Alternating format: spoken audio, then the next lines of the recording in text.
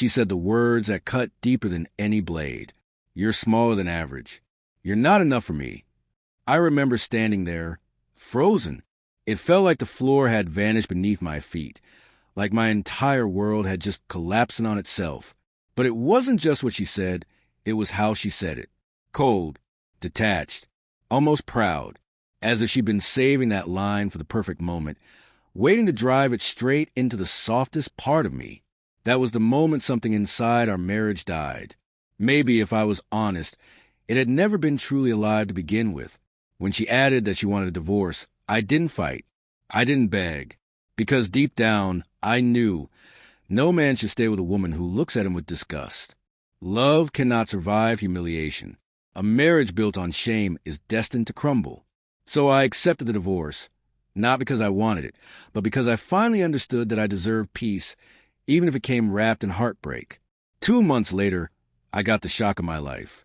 She was getting married again, just 60 days after we separated. And if that wasn't enough, she had the nerve to invite me to her wedding. I could feel her motive behind it. She wanted me to see how easily I had been replaced, to prove that I was forgettable, that I was nothing. But I didn't give her that satisfaction. I didn't answer her calls. I didn't send a text.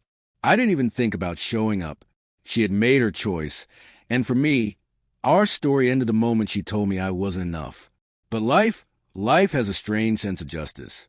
A year later, I was sitting in my office when I found myself talking to a colleague, a woman I'd always gotten along with casually. She happened to be Lena's best friend. We chatted for a while, and somehow the conversation drifted toward my ex.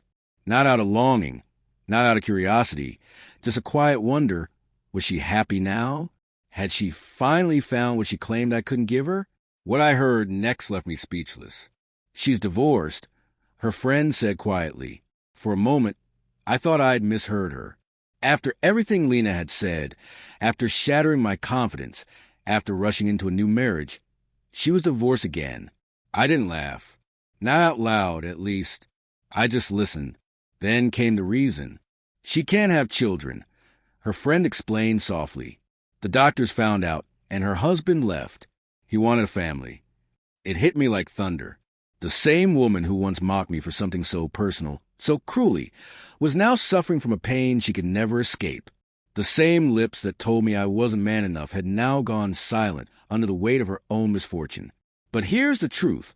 I didn't feel joy. I didn't even feel pity. What I felt was balance. Karma.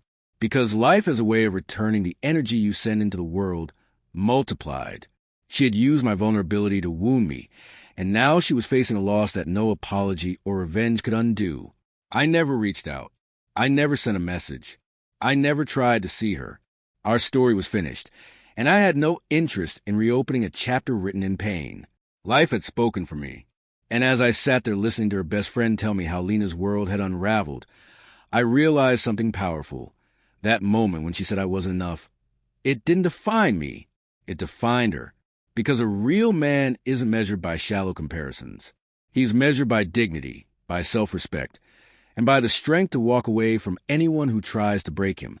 She tried to destroy me with her words. But in the end, it was her own life that fell apart. Karma doesn't forget, and it never misses.